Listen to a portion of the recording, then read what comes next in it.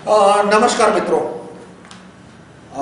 ये वीडियो है narco test in public के ऊपर कि नार्को टेस्ट इन पब्लिक के कितने एडवांटेजेस है, क्यों ये होना चाहिए, क्यों नार्को टेस्ट को सबूत नहीं मानना चाहिए। सबूत की तरह से नहीं, पर वो काफ़ी इंफॉर्मेशन दे सकता है कि आदमी बताएगा कि उसने इधर डायरी छिपा दी, इधर सबूत छिपा दिए, उसके इंटेंशन क्या है, और उसके आधार पर काफ़ी सारे और इन्फॉर्मेशन मिल सकते हैं जिससे क्राइम के बारे में इंफॉर्मेशन मिले वगैरह। और क्यों भारत के सुप्रीम कोर्ट के न्यायाधीशों ने ये बैन करा दिया, मोटिव, सुप्रीम कोर्ट के जज का मोटिव क्या था नार्को टेस्ट को बंद कराने का, उसके ऊपर। तो नार्को टेस्ट पहले है क्या, आदमी सच बोल रहा है या झूठ बोल रहा है, वो कैसे पता लगाया जाए। भगवान ने किसी के फोरहेड पे तो लिखा नहीं है कि ये आदमी सच बोल रहा है, और बहुत बहुत सत्यवादी महाझूठे हैं, जैसे दुरात्मा गांधी एक नंबर का झूठा मक्कार आदमी था, जिसे आप पाठ्य पुस्तकों में जिसे महात्मा गांधी कहा जाता है। जवाहरलाल नेहरू एक नंबर का झूठा आदमी था, और दिखने में तो एकदम सब सत्यवादी लगते थे। तो सवाल आता है कि पुलिस को कैसे पता चले या सोसाइटी को कैसे पता चले ये सच बोल रहा है झूठा। तो एक सबसे सामान्य टेस्ट है जो कि जरा भी रिलायबल नहीं है, जिसको पॉलीग्राफ कहते हैं, कि आदमी के इधर वायर लगा दिए ताकि वो हार्ट बीट, ब्लड प्रेशर वगैरह नापता है, और ये है कि भाई आदमी झूठ बोल रहा है तो बीपी, हार्ट रेट थोड़ा बढ़ जाएगा। पर पॉलीग्राफ है वो रिलायबल नहीं है, वो किसी काम का नहीं है।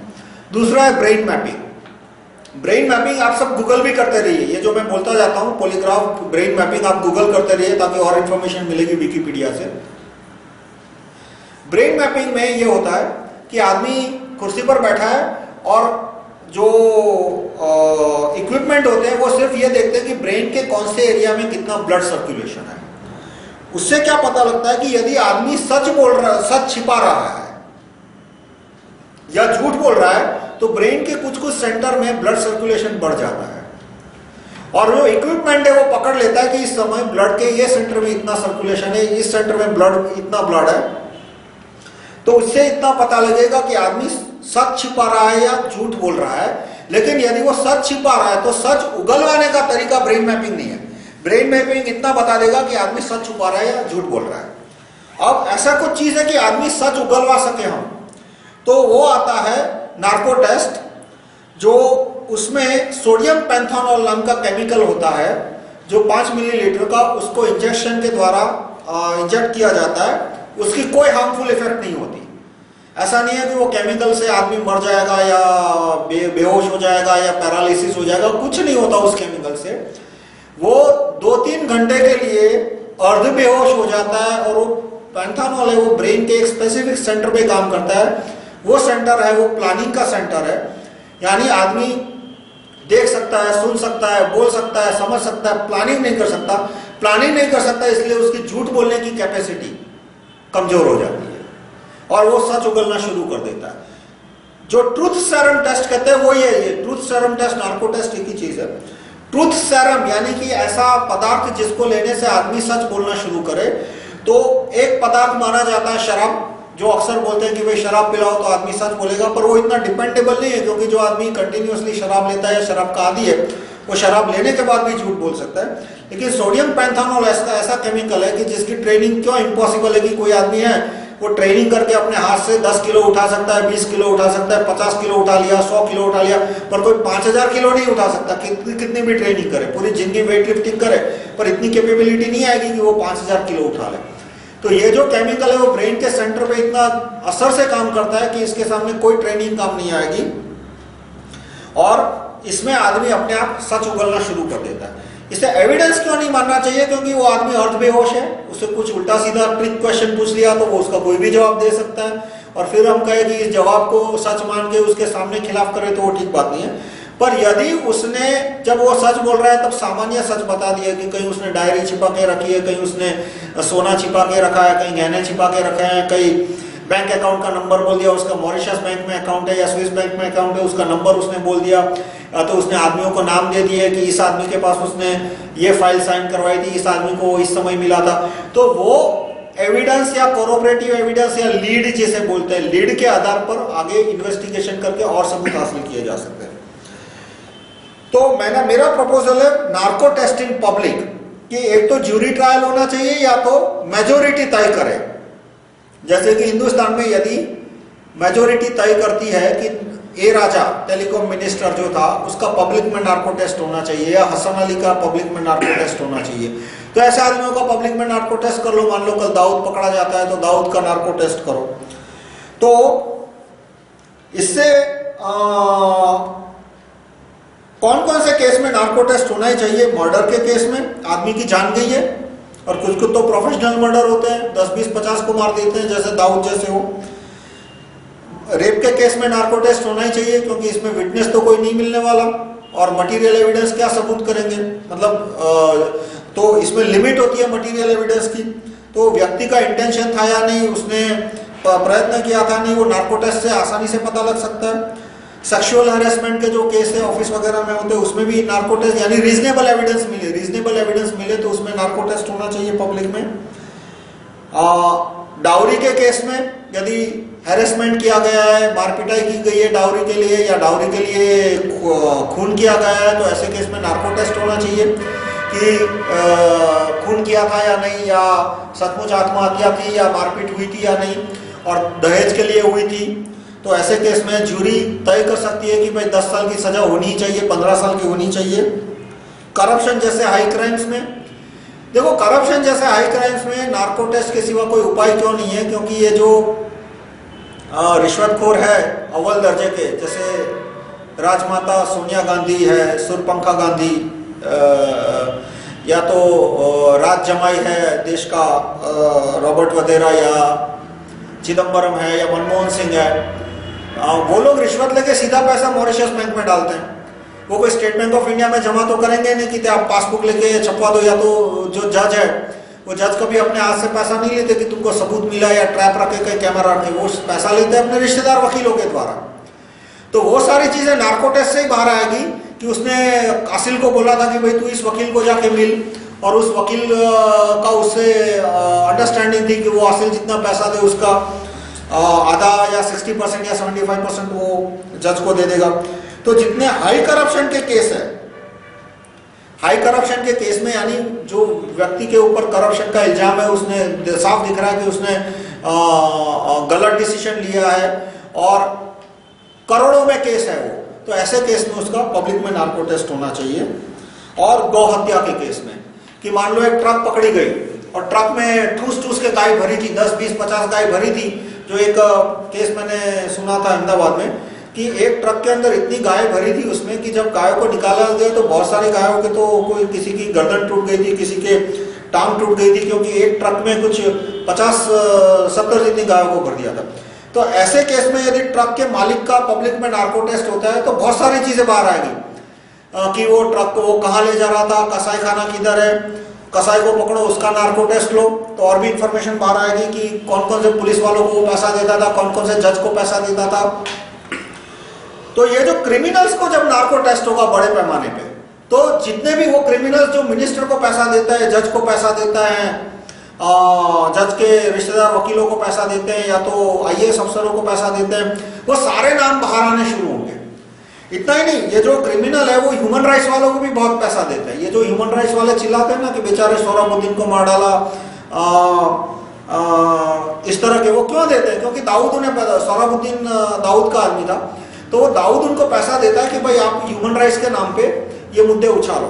और तो इससे ये जो NGO है जो विदेशियों से पैसा लेते हैं, तो बहुत सारे जर्नलिस्ट और अखबार वाले भी गुंडों से पैसा लेते हैं कि कोई पुलिस वाला अच्छा हो और उसको बदनाम करना है तो गुंडे वो जर्नलिस्ट को या तो मीडिया वाले को पैसा दे देंगे और वो अनाप शनाप लिखना शुरू कर देगा। तो इस तरह से जब गुंडे की नार्को टेस्ट होगी और पता चलेगा कि इसने इतने पत्रकारों को पैसा दिया, इतने ह्यूमन राइट्स वालों को पैसा दिया, तो बहुत सारी इंफॉर्मेशन सोसाइटी के सामने आएगी जो अन्यथा नहीं आ सकती। तो इतने इतने केस में होना चाहिए, नार्को टेस्ट कंपलसरी कर देना चाहिए, नार्को टेस्ट इन पब्लिक। देखो नार्को टेस्ट बंद कमरे में के अंदर लेने का कोई फायदा नहीं है, क्योंकि उसमें तो वो जो ऑफिसर है वो ऐसे ही सवाल पूछेगा। उसको मान लो उस आदमी को छोड़ देना है तो आसान सवाल पूछेगा, जबरदस्ती उसको फंसाना है तो ऐसे ऐसे गोल गोल घुमा के सवाल पूछेगा कि कोई भी आदमी कंफ्यूज होकर कुछ भी जवाब दे दे और फिर बोलेगा कि देखो उसने ये जवाब दिया। इसलिए यदि नार्को टेस्ट पब्लिक में हो रहा है तो कम से कम हम ये भी देख सकते हैं कि भाई सवाल पूछने वाले ने कैसे सवाल पूछे, क्या उसने ठीक सवाल पूछे थे। और यदि बंद कमरे में नार्को टेस्ट हो रहा है तो जितना पार्ट नहीं दिखाना वो एडिट आउट कर दिया। यहाँ तो नार्को टेस्ट पब्लिक में हो रहा है, लाइव टेलीकास्ट हो रहा है, उसका एडिटिंग नहीं हो रहा, सीधा यूट्यूब पे आ रहा है, सीधा मोबाइल फोन पे आ रहा है 3G से, तो कोई एडिटिंग नहीं होगा, तो इससे कंप्लीट इंफॉर्मेशन पब्लिक को मिलेगी। तो मर्डर के केस में नार्को टेस्ट होना चाहिए, रेप के केस में, दहेज के केस में, सूदखोरी के केस में। सूदखोर है वो महीने का 10-10, 20-20% इंटरेस्ट लेते हैं, साल का नहीं, महीने का 10-10, 20% इंटरेस्ट लेते हैं।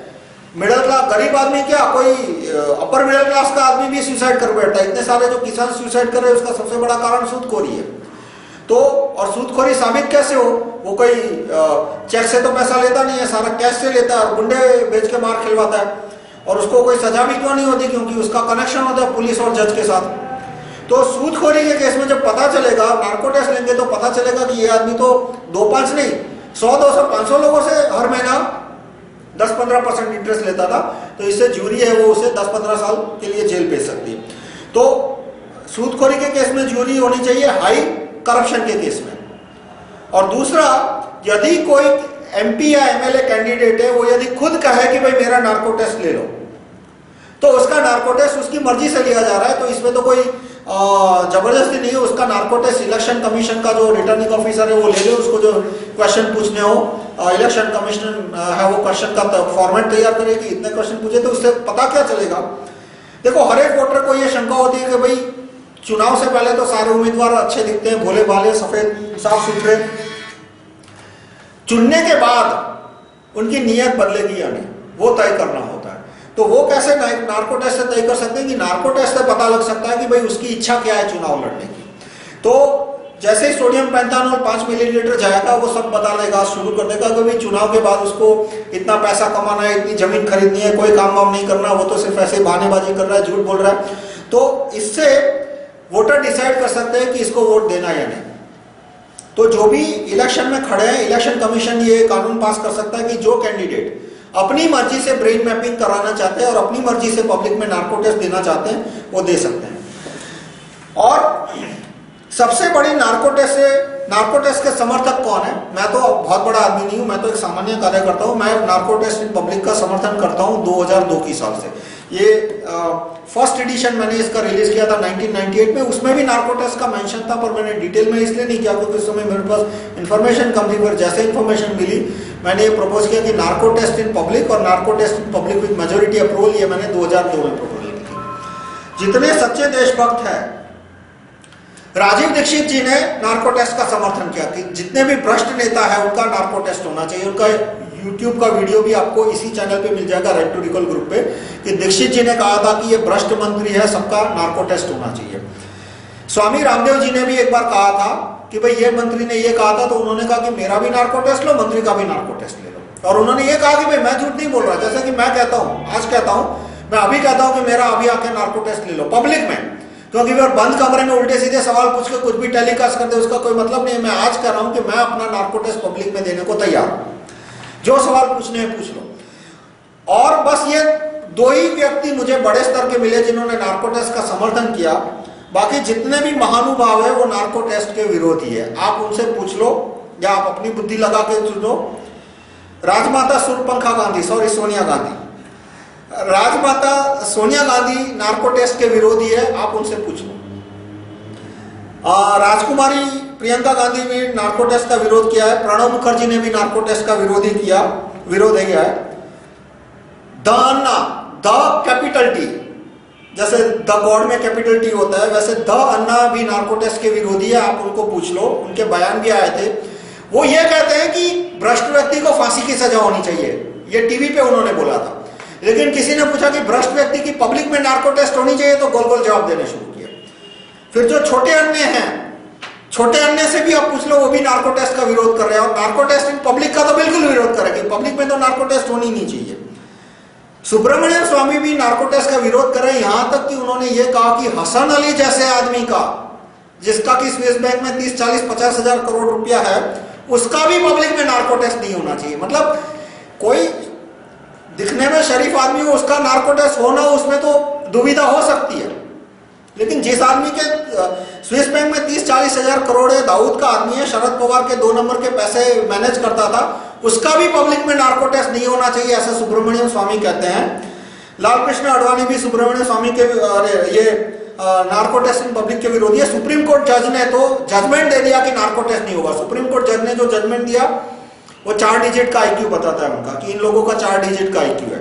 उन्होंने बोला कि आरोपी है वो आतंकवादी भी हो कसब जैसा, तो भी उसका नार्को टेस्ट तभी होगा जब वो अपनी परमिशन देता है। अब या तो ये निहायती बेवकूफ आदमी है, या तो सर से पांव तक भ्रष्ट आदमी है, भ्रष्ट बुद्धि वाला है। भाई कौन भ्रष्ट आदमी, कौन मर्डरर, कौन बलात्कारी, कौन आतंकवादी कहेगा कि हाँ मेरा नार्को टेस्ट लो? कौन आदमी कहेगा? कि सुप्रीम कोर्ट का जज कहता है कि नार्को टेस्ट आरोपी जिसपे इल्जाम लगा है उसकी मर्जी से ही होगा। अब कसब का नार्को टेस्ट क्यों हो गया? क्योंकि ये जजमेंट आने के 4 महीने पहले हुआ था। यदि ये जजमेंट 4-6 महीने पहले आ गया होता तो कसब का भी नार्को टेस्ट नहीं होता, इस जजमेंट के मुताबिक, सुप्रीम कोर्ट के जज के ये जजमेंट का था। तो सुप्रीम कोर्ट के जज कहते हैं, जो उनका जजमेंट है जिसको अधिकतर बुद्धिजीवी और ह्यूमन राइट्स वाले लैंडमार्क जजमेंट कहते हैं, वो कहते हैं कि आतंकवादी भी हो जिसने 300-400 लोगों को भून दिया सरेआम, उसका भी नार्को टेस्ट उसकी मर्जी से नहीं होगा। हसन अली जैसे गुंडे हो, या ए राजा जैसे भ्रष्ट मंत्री हो, या शहीद बालवा हो, या शरद पवार जैसे भ्रष्ट मंत्री हो, उनका भी नार्को टेस्ट पब्लिक में उनकी मर्जी के बिना, नार्को टेस्ट उनकी मर्जी के बिना नहीं होगा। और नार्को टेस्ट इन पब्लिक का तो उन्होंने कुछ मतलब ओपनली कि होना ही नहीं चाहिए, नार्को टेस्ट होना चाहिए वो बंद कमरे में होना चाहिए। तो भारत के सुप्रीम कोर्ट के जज भी इसके विरोधी है।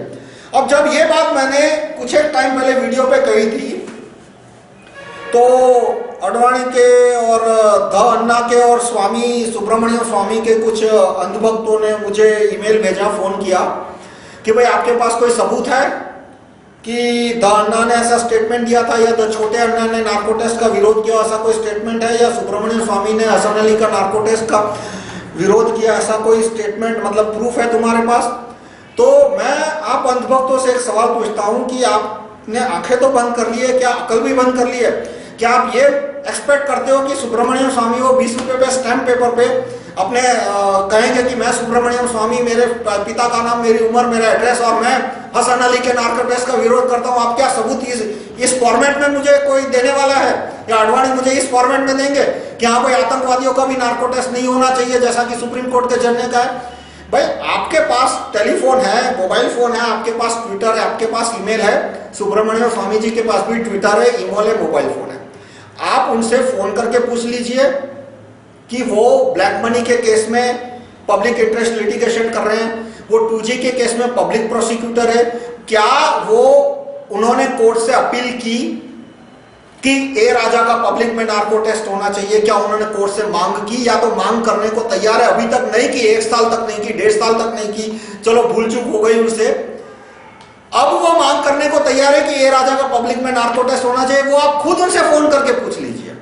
क्योंकि मैं आपसे कहूंगा कि मैंने फोन किया तो आप मेरा विश्वास नहीं करेंगे, इसलिए मुझे उस पर पढ़ना भी नहीं है। मैं कहूंगा कि मेरे वॉलंटियर ने पूछा तो उसमें भी आप विश्वास नहीं करने वाले, अंधभक्त जो ठहरे। तो आप खुद सुब्रमण्यम स्वामी से पूछ लीजिए कि क्या आप सुप्रीम कोर्ट में ये याचिका दायर कर सकते हैं कल, परसों, अगले जन्म में नहीं लेकिन 2-3 महीने के अंदर, कि हसन अली का पब्लिक में नार्को टेस्ट होने चाहिए, शहीद बालवा का पब्लिक में नार्को टेस्ट होना चाहिए, चिदम्बरम जिसको वो रिश्वतखोर मंत्री मानते हैं, मैं भी मानता हूं, मैं भी बोलता हूं कि चिदम्बरम का पब्लिक में नार्को टेस्ट होना चाहिए। राजा जो कि प्रूव हो चुका है कि रिश्वतखोर है, ए राजा, तो उसका पब्लिक में नार्को टेस्ट होना चाहिए। सुप्रीम कोर्ट से इस तरह की याचिका कर सकते हो, आप एप्लीकेशन कर सकते हो। और फिर वो जो गोल गोल बहाने देंगे उसका मैं अभी से कुछ जवाब दूंगा। वो एक बहाना देंगे कि नार्को टेस्ट पे सुप्रीम कोर्ट ने बैन लगाया है। देखो भाई, बैन लगाया है इसका मतलब ये नहीं है कि आप मांग नहीं सकते। आप मांगो, कोर्ट मना कर देगी, मना कर देगी तो आप हाई कोर्ट में जाओ। 2G का केस सेशंस कोर्ट में चल रहा है, हाई कोर्ट मना कर देगी तो सुप्रीम कोर्ट में जाओ, और सुप्रीम कोर्ट में सीधा कापड़िया की कोर्ट में जाओ। आप बोलते हो, सुब्रमण्यम स्वामी जी बोलते हैं कापड़िया बहुत ईमानदार जज है, कापड़िया को ही बोलो कि भाई नार्को जो सुप्रीम कोर्ट के जज के पास पावर है कि वो सुप्रीम कोर्ट का पहले का डिसीजन कैंसिल कर सके, तो सुप्रीम कोर्ट के जज को बोलो कि 3 जज की बेंच को बुलाओ, 5 जज की बेंच को बुलाओ, पुराना जो जजमेंट है वो कैंसिल करो और ए राजा की पब्लिक में नार्को टेस्ट लेने के ऑर्डर निकालो। और यदि 2 चीजें होगी, या तो सुप्रीम कोर्ट के जज ऑर्डर कर देंगे, नहीं कर देंगे तो अच्छा है, उनके भी पोल खुल जाएगी कि भाई इतना जिस आदमी ने 30-40 हजार करोड़ या तो 1,45,00,000 जो भी है, 1,00,000-1.5 लाख करोड़ का घोटाला किया, और इतने बड़े घोटाले के केस में भी सुप्रीम कोर्ट के जज कहते हैं कि वो भी ह्यूमन राइट्स के नाम पे, ह्यूमन राइट्स के नाम पे कहते हैं कि इस आदमी का नार्को टेस्ट नहीं होना चाहिए, तो लोगों को उनकी सच्चाई पता लग जाएगी कि ये अंत में कौन किसका समर्थक है। दूसरा, एक ये ह्यूमन राइट्स वाले क्यों नार्को टेस्ट इन पब्लिक का विरोध करते हैं, क्योंकि ये बहुत बड़े जो गुंडे वगैरह है, फॉरेन फोर्ड फाउंडेशन वगैरह तो है, पर नामी गुंडे होते हैं वो ह्यूमन राइट्स वालों को पैसा देते हैं। क्यों? कि भाई पुलिस वालों को और जो भी मिनिस्टर या एमएलए उनके खिलाफ उनको बदनाम करो, ये लो पैसा, और इनके सामने जुलूस निकालो, इनके सामने डेमोन्स्ट्रेशन करो, इनके सामने उल्टे सीधे पीआईएल करो। तो जब ऐसे गुंडों का नार्को टेस्ट लाएगा तो नामी ह्यूमन राइट्स वालों के नाम उनके मुंह से निकलेंगे कि इस ह्यूमन राइट वाले को इतना पैसा दिया था, इस ह्यूमन राइट को इसलिए पैसा दिया था। तो इसलिए नार्को टेस्ट इन पब्लिक, उसका गैजेट नोटिफिकेशन निकलवाना चाहिए। गैजेट नोटिफिकेशन का ड्राफ्ट मैंने इसमें दिया हुआ है 301.pdf, rahulmehta.com/301.pdf। उसमें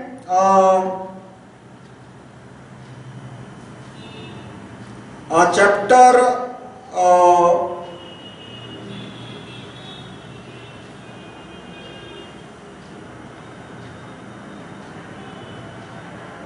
चैप्टर 37 में है कुछ, और बाकी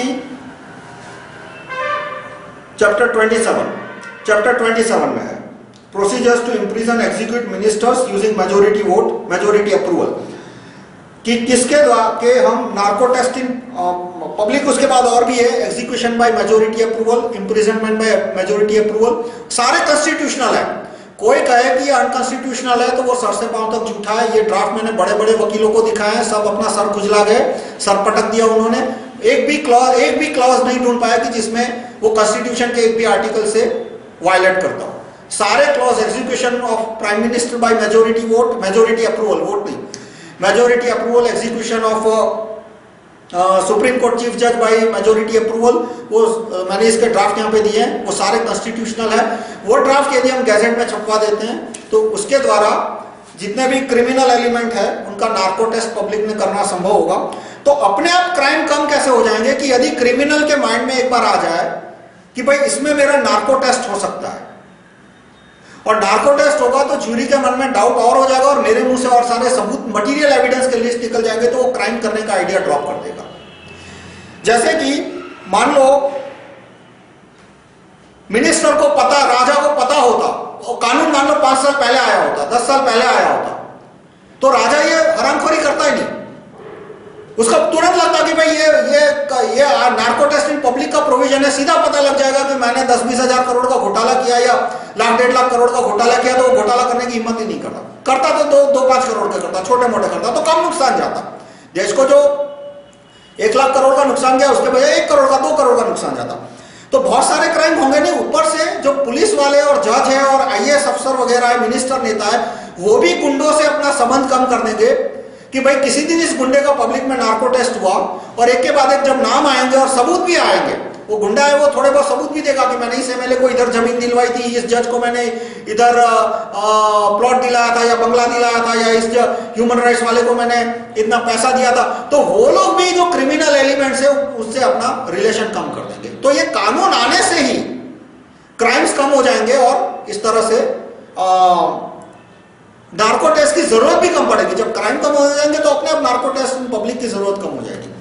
तो मैं समराइज करता हूं, इतने क्राइम में हमें नार्को टेस्ट पब्लिक कराना चाहिए: मर्डर, रेप, सूदखोरी, दहेज, गौहत्या और हाई केसेस ऑफ करप्शन। और जो उम्मीदवार, एमपी एमएलए के उम्मीदवार खुद अपना ब्रेन मैपिंग या नार्को टेस्ट कराना चाहते हैं, उनका नार्को टेस्ट पब्लिक में होना चाहिए। कौन बड़े नेता नार्को टेस्ट का समर्थन करते हैं? देश में 2 ही बड़े नेता है, एक तो राजीव दीक्षित जी जिन्होंने नार्को टेस्ट का समर्थन किया था, और स्वामी रामदेव जी। और छोटे कार्यकर्ताओं में काफी सारे हैं, मैं हूं, मेरे राइट टू रिकॉल ग्रुप के काफी सारे सहपाठी है जो नार्को टेस्ट इन पब्लिक का समर्थन करते हैं। और जितने बड़े नेता है, सूर्यपंखा गांधी, राजमाता सोनिया गांधी, द अन्ना, द छोटे अन्ना, फिर स्वामी सुब्रमण्यम स्वामी, लालकृष्ण आडवाणी, सुप्रीम कोर्ट के जज, ये सारे बड़े नेता है, वो नार्को टेस्ट इन पब्लिक का विरोध करते हैं। यहाँ तक कि वो कहते हैं कि हसन अली जैसे आदमी का भी पब्लिक में नार्को टेस्ट नहीं होना चाहिए, राजा जैसे भ्रष्ट आदमी का भी पब्लिक में नार्को टेस्ट नहीं होना चाहिए।